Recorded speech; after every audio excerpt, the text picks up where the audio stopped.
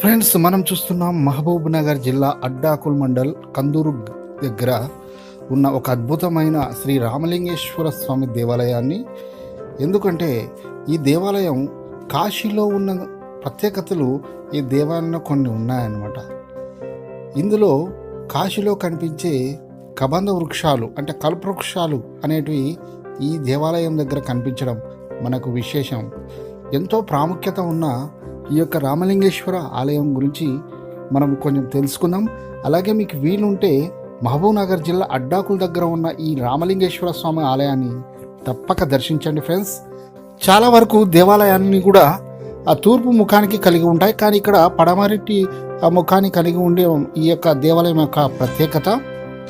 ఇక కోరిన కోరికలు నెరవేర్చే కల్పవృక్షాలు కూడా ఇక్కడ ఈ ప్రదేశాల్లో ఉండడం ఎంతో విశిష్టత. చూస్తున్నారు కదా, ఇదే కల్పవృక్షం అన్నమాట.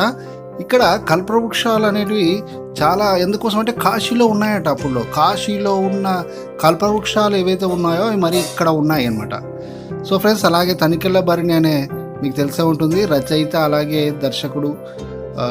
అతను కూడా ప్రతి సంవత్సరం శివమాల ఇక్కడ ధరిస్తాడని చెప్తా ఉన్నారు. ఇక్కడ చూసినట్లయితే మనకి అమ్మవారి యొక్క దేవాలయం ఉంది. అలాగే మీరు చూస్తున్నారు చక్కని ధ్వజస్తంభం, అలాగే చుట్టూ ఆవరణలో వసతి గృహాలు, ఇవన్నీ కూడా మనకి ఇక్కడ అగుపిస్తూ ఉన్నాయి. ఇంకా ఇక్కడ ఏదో నిర్మాణం జరుగుతూ ఉన్నట్టుగా మనకు కనిపిస్తూ ఉన్నది.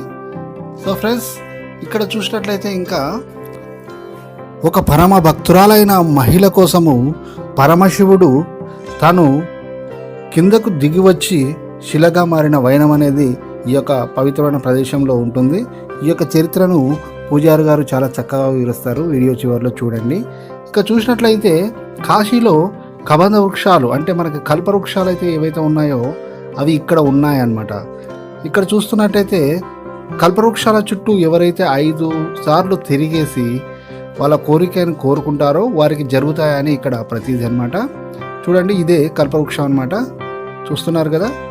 సో ఫ్రెండ్స్, మీరు కూడా దేవాలయానికి వెళ్తే ఈ కల్పవృక్షాలని దర్శించండి, ధన్యజీవులు కండి ఫ్రెండ్స్. అలాగే ఇక్కడ శివరాత్రి రోజు అలాగే కార్తీక మాసం రోజు కూడా ప్రత్యేకమైన పూజలు అలాగే ఈ యొక్క బ్రహ్మోత్సవాలు లాంటివి కూడా నిర్వహిస్తూ ఉంటారు. ఇక్కడ చూసినట్లయితే మనకి ఇక్కడ కూడా ఇప్పుడు ప్రతిరోజు కూడా పూజలు నిర్వహిస్తూ ఉన్నారు. మీకు వీలైన వారు ఖచ్చితంగా మహబూబ్ నగర్ జిల్లా అడ్డాకుల దగ్గర అనమాట, అడ్డాకులం మండలం దగ్గర ఈ కందూరు దగ్గర ఉందన్నమాట ఈ దేవాలయం రామలింగేశ్వర స్వామిది. సో ఫ్రెండ్స్, ఖచ్చితంగా మీరు వీలు చూసుకొని సెలవు దినాల్లో కానీ లేదంటే ఒక ప్రత్యేకమైన రోజుల్లో కానీ మీరు ఈ దేవాలయాన్ని దర్శించండి. హైవేకి చాలా దగ్గరనే ఉందన్నమాట, హైవేకి ఆనుకొని ఈ యొక్క దేవాలయం అనేది ఉంది. ఇక్కడ చూసినట్లయితే మనకి ఈ యొక్క పక్కన కూడా కోనేరు కూడా ఉంది.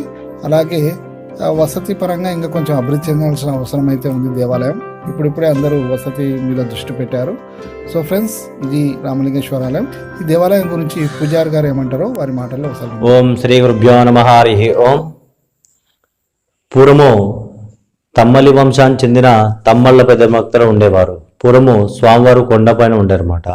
తమ్మలి వంశం చెందిన తమ్మల భక్తులారు ప్రతి నిత్యము స్వామివారికి కొండపైకి వెళ్ళి పూజలు అభిషేకాలు అర్చనలు చేస్తారట. ఆమె కాలక్రమేణా కళ్యాణానంతరం 3 నెలల గర్భవతి ఉంటుంది. అలా 3 నెలల నుంచి 9 నెలల వరకు స్వామివారికి పూజలు అభిషేకాలు అర్చనలు చేస్తుడట.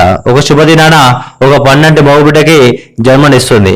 అప్పుడు కొడుకునెత్తుకొని కొండపైకి వెళ్తున్నాడు. స్వామి, నా ఊహ తెలిసిన పూజలు అభిషేకాలు అర్చన చేసి స్వామి ఇక కొండపైకి రాలేని స్వామి అంటే, అప్పుడు ఆ భక్తికి పరవశుడైన రామలింగేశ్వర స్వామి, సరేమ్మా కొండపైకి నువ్వు వెళ్ళి రాలేకుంటే నీ కోసం నేను కిందికి వస్తాను, నువ్వు వెనక్కి తిరిగి చూడకుండా కొండ దిగి నీకెంత దూరం నడుచుకుంటూ వెళ్ళు, నేను వెనకాల వస్తుందని చెప్తాడ.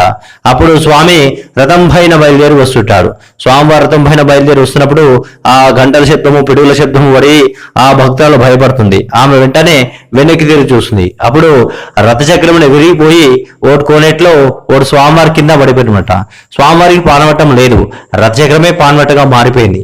ఆ భక్తురాలు కొడుకుని ఎత్తుకొని ఒక రాయికి ఇక్కడే స్వామివారి పక్కన శిల అయిపోయింది అనమాట.